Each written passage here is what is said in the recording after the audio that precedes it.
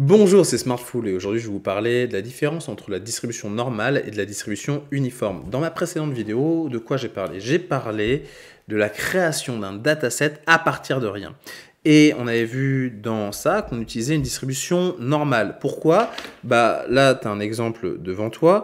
Mettons que tu aies besoin de créer des tailles d'hommes. Voilà, tu veux faire un dataset avec des tailles d'hommes. Tu sais que généralement, les tailles vont peut-être, je sais pas, de 50 centimètres à, je sais pas, 2,20 m pour des hommes en Europe. Si tu fais une distribution uniforme, tu auras autant de chances d'avoir quelqu'un de 50 centimètres que d'avoir quelqu'un d'1,80 m. Or, tu sais très bien que c'est pas le cas, que en fait, tu as une. Donc là, on voit que grosso modo, tu as plus de chances, toi là, en Allemagne, de prendre un mec d'1,80 m, en France, de prendre un mec d'1,77 m. Voilà, donc tu sais que la représentation sera plutôt en cloche, que tu as bien évidemment des extrêmes, des mecs qui sont très grands, des mecs qui sont très petits. Mais voilà, bon là c'est pour te donner un exemple, c'est celui que j'ai trouvé à travers des mesures. Mais c'est pareil pour les notes. Si tu as des notes, tu sais très bien que tu auras plus de chances, si tu prends une note au hasard, d'avoir une note qui est proche de la moyenne, en tout cas de la moyenne de la classe, que d'avoir une note extrême, donc qui est proche de 0 ou proche de 20.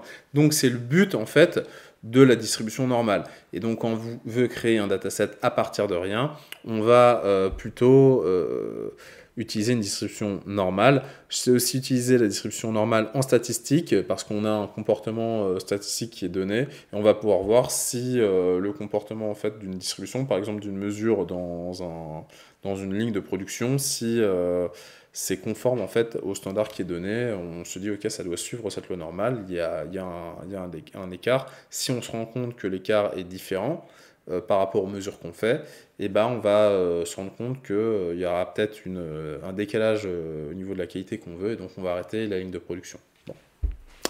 Tout d'abord, donc, bon, je réexplique les lignes. Ça, c'est pour donc, pourcentage Matplotlib inline, c'est pour avoir les courbes de Matplotlib avec Jupyter Notebook, qui est un outil très pratique. On va importer NumPy as NP pour éviter d'écrire NumPy, donc on utilise l'alias NP. On importe matplotlib.pyplot as PLT. Et donc on va faire ça maintenant. Tiens, ça, je sais pas si tu sais comment on crée des titres sur Jupyter Notebook. Je vais comme te expliquer. Je vais expliquer, voilà. Tu te mets en fait en Markdown. De base, tu es en code, tu te mets en Markdown. Et pour faire un titre principal, tu mets un hashtag et puis après, enfin, ou un dièse, et tu mets ton titre. Si tu veux faire un sous-titre, tu vas mettre deux dièses. Si tu veux faire un sous-sous-titre, tu vas mettre 3 dièses, et voilà. Et donc, voilà, tu peux mettre du Markdown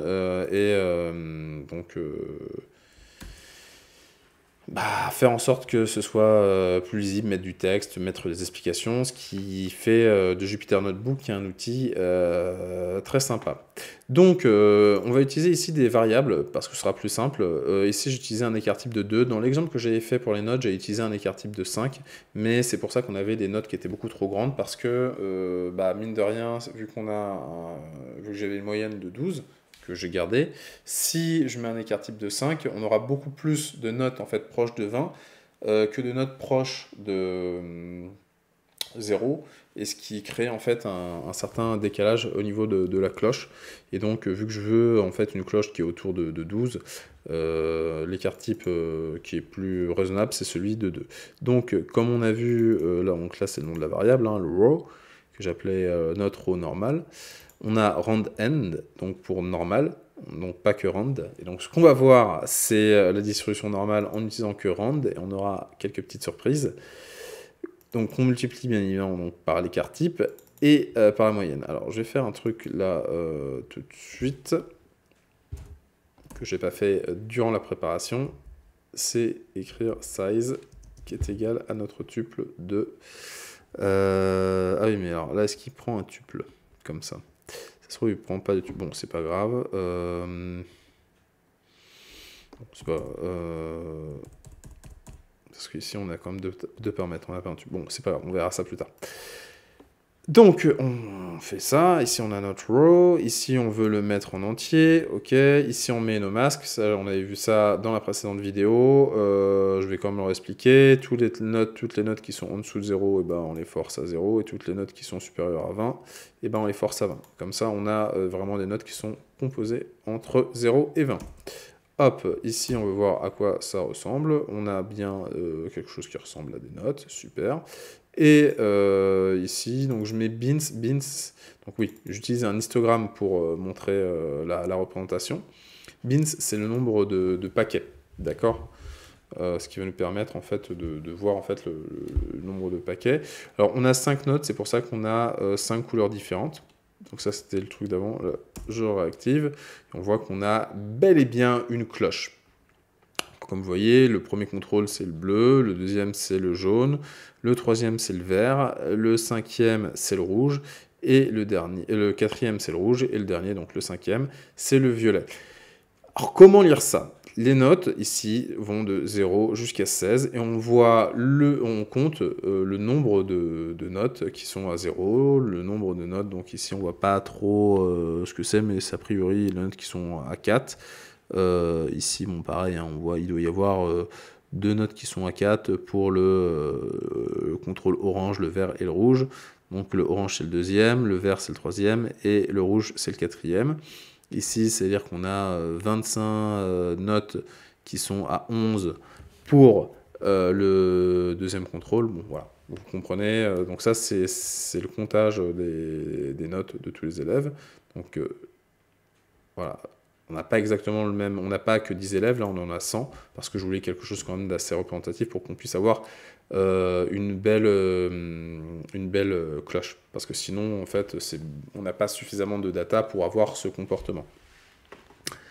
Et pour voir la cloche comme ça. Donc on voit que les notes sont surtout autour de 12, et que si on prend au hasard une note, on aura beaucoup plus de chances d'avoir des notes situées entre 10 et 14, mais ça n'empêche pas les extrêmes d'exister.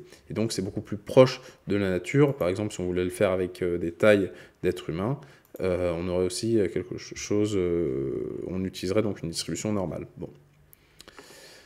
Maintenant, on va voir la distribution uniforme. La seule chose qu'on a fait, là, donc on a mis uni, on a enlevé le n. On a le même truc, on multiplie par l'écart-type et on additionne par la moyenne. Voilà, c'est la seule chose qu'on fait. Tiens, si on se dit, mais pourquoi random n? Moi, je préfère utiliser rand tout court. Voilà, et on va voir ce que ça fait. Donc là, pareil, on met ça en int, on met les masques. Je viens d'expliquer ce que c'est, donc pas besoin de le refaire. Et ici, boum, on voit déjà, quand on regarde la matrice, qu'il y a un problème. Toutes les notes sont situées entre 12 et 14. Pas très rassurant, ça. 12 et 14, et là, ici, on va exécuter, et on voit que j'ai que des notes entre 12 et 14, plus de notes à 13, mais voilà. Alors, qu'est-ce qui s'est passé? On va revenir en haut. En fait, ça nous donne des notes entre 0 et 1. On multiplie ça par 2, l'écart-type est 2. Donc, vu que c'est multiplié par 2, ça nous donne des chiffres situés entre 0 et 2. Donc, si c'est égal à 1, ça va être égal à 2. Si c'est proche de 0,5, ça va être égal à 1. Et donc, voilà, le fait de multiplier par 2, ça fait en sorte qu'au lieu d'être qu'être entre 0 et 1, on est entre 0 et 2. Bon. Et vu qu'on ajoute 12, soit on a les notes, soit on a 0, on a des notes à 12, soit on avait 1, et donc vu que ça a été multiplié par 2, on a plus 2, donc on a 14. Mais c'est vrai qu'il y a plus de notes qui sont situées dans l'entre-deux, et donc vu qu'on a mis un R int, on a plus de notes qui sont donc à 13. Voilà. Et donc c'est un comportement qu'on ne veut pas du tout avoir, qui n'est pas du tout bon. Alors, faudrait pas le faire comme ça pour le mettre en œuvre. Et ce sera l'opportunité de vous parler de la nouvelle notation. Alors tout d'abord, je vais faire un petit écart là-dessus. Quand j'ai vu qu'en fait, il y avait des nouvelles notations, ça m'a déprimé. Je me suis dit, j'en ai marre, je veux tout arrêter, j'arrête la data science, j'arrête de m'intéresser à ça. Je voulais arrêter parce que je me disais, c'est pas possible. Moi, je fais ça dans mon temps libre. Et donc, quand il faut se reformer parce que les notations ont changé, c'est insupportable. Moi, quand je fais du JavaScript, c'est mon métier, je suis développeur front-end, il y a des changements réguliers, mais à la limite, c'est mon métier. Et donc, voilà, vu que je passe entre 7 et 8 heures par jour au travail, ça va, j'ai le temps en fait ok, bah il y a une nouveauté, de la tester, de la mettre en œuvre, et puis au final, voilà, c'est toujours le même langage qu'on utilise, donc il y a des changements chaque année avec JavaScript, hein, il y en a beaucoup. Après, on reste toujours sur le même framework, même si les frameworks peuvent changer rapidement, c'est pas non plus chaque année. Par contre, des modifications sur le langage en lui-même, il y en a chaque année, mais bah, au final, on se met à jour, on met ça en pratique, et puis c'est parti. Donc, et puis bon, voilà, ça se distille, on distille ces modifications tout au long de l'année. On sait que ça arrive une fois dans l'année. Hein. Là, il y a eu ES 2021, mais bon. Par contre, quand c'est dans ton temps libre, quand c'est un truc que tu fais dans ton temps libre, bah, tu passes pas 8 heures par jour dessus, en fait. Et donc, tu le prends pas de la même façon. Donc voilà, j'étais totalement déprimé par rapport à ça. Mais on va voir. Donc voilà, hein, là, on est à la version V1.21 de NumPy. Mais on va voir qu'au final, ça, c'est pas si compliqué que ça. Donc j'ai quand même regardé la doc, je me suis ressaisi, je me suis dit, allez, on y va, on va voir quand même. Et au final, ça va. Et donc, c'est pour ça qu'ici, on va utiliser donc, ce qu'ils appellent le random generator. Voilà. Et donc, on fait un random, un np.random, on fait default RNG, et on peut mettre un seed. Donc, ce qui sera intéressant, c'est que vous pourrez normalement avoir exactement les mêmes résultats que moi, grâce au seed. Donc ça, c'est défini ici dans la documentation, et voilà, que je vous mettrai aussi en description. Et donc voilà. Alors le seed, ça sert à quoi? Bah, ça permet de faire en sorte que la randomisation puisse être reproductible. Bon, donc là, oui, j'ai créé en fait un tuple pour la taille que j'utilise là. Comme ça, je l'utiliserai à la fois pour la loi normale et pour la loi uniforme. Alors, donc, ça, c'est notre générateur. Et donc, on utilise notre générateur. Et ce qui est intéressant, c'est, et je vais vous montrer ça directement sur la doc. Voilà, on a différentes distributions. Donc, on a une distribution binomiale, bêta, de Dirichlet, géométrique, gamma, de Laplace. Bref, il y a plein de distributions. Il faut voir tout ça, de Poisson, de Student. Et on a, distribution uniforme. Et alors là, c'est bizarre parce qu'ils ne le mettent pas. Enfin, ils parlent de la standard uniforme, standard normale, je veux dire. Mais voilà, on ne parle pas directement de la normale, mais je l'ai trouvé quand même dans la doc, voilà, via le générateur, random. Et donc on a, voilà, ici, alors qu'est-ce qu'il faut faire? Ils mettent de mettre la moyenne. Ils mettent un exemple ici, mu, hein, donc c'est la moyenne, sigma. Vous voyez ici, np random default RNG, normal, donc moyenne, plus la standard deviation, plus la taille. Donc, on était là, on fait ça. Alors, j'ai mis 1000 pour qu'on puisse bien voir la courbe, voilà. Ici, je fais la même avec uniforme. Uniforme, alors, ah oui, alors, ça j'en ai pas parlé. Ce qui est intéressant donc avec normal, c'est que vous voyez, on met la moyenne, l'écart triple, on met la taille. C'est simple à utiliser. On n'a pas à multiplier la moyenne, plus à rajouter, enfin, on n'a pas à multiplier par l'écart triple, plus à rajouter la moyenne à côté. Vous voyez que ça, comparé à ce qu'on avait plus haut, il faut remonter, comparé à ça, bah, c'est quand même un peu plus lisible, hein. C'est quand même plus clair. Donc c'est pour ça que je me dis, ouais, bon, au début j'étais un peu déprimé, mais au final, non, c'est pas grave, au final, je me suis dit que ça va, ça allait. Pour la loi uniforme, bah, c'est pour ça que j'en parlais, c'est-à-dire qu'avant, pareil, il fallait faire une manipulation. En fait, il aurait fallu simplement, si on voulait avoir la loi uniforme, multiplier par 20. Après, est-ce qu'on aurait eu exclu le 0 ou le 20 exclu? Je ne sais pas exactement. Mais voilà, bon, ça se faisait, mais là, c'est beaucoup plus simple. On définit le début, la fin et la taille. Et là, on aura donc notre row uniforme. Donc là, on les met en entier. Bon, vu qu'on a 1000 lignes, on ne va pas afficher les matrices. Et on va directement afficher le... Donc vous voyez là, new note normal. Pareil, on garde 20 bins. On montre ce que ça donne. Et là, on voit qu'on a un système de cloches, voilà, autour de 12. Enfin, on a une représentation donc, de cloches. On a les principales... voilà, on a plus de 200 notes qui sont situées vers 12. Voilà, on a nos principales notes qui sont autour de 12. Et on a des extrêmes qui sont... voilà, qui vont après autour.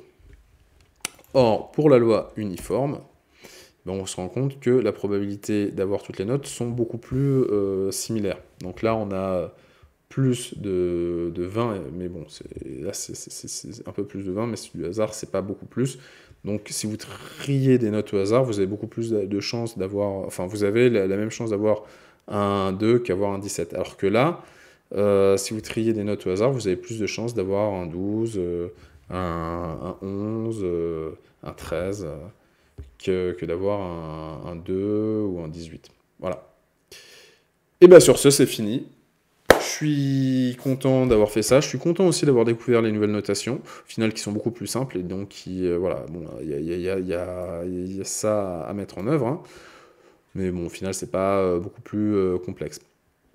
Voilà, donc j'espère que vous aurez appris pas mal de choses et que vous aurez été aussi enthousiaste d'avoir découvert ces nouvelles notations. Ça, c'est très intéressant, et aussi d'avoir découvert ce qu'étaient les différentes distributions entre la distribution normale et la distribution uniforme. Moi, quand j'avais appris ça en cours, j'avais pas compris, voilà, parce que voilà, on parle de formules mathématiques et tout. Là, j'ai montré de façon un peu plus concrète ce que c'était, beaucoup plus visuel, et donc voilà, moi je trouve ça beaucoup plus clair. Enfin, en tout cas, en faisant cette vidéo, bon, j'avais déjà compris un peu avant, mais j'aurais bien aimé voir la vidéo que je suis en train de faire. Bon, excusez-moi de me cirer les pompes, mais voilà. Je vous souhaite une excellente journée. C'est Smartful. Enfin, c'était Smartful. À bientôt.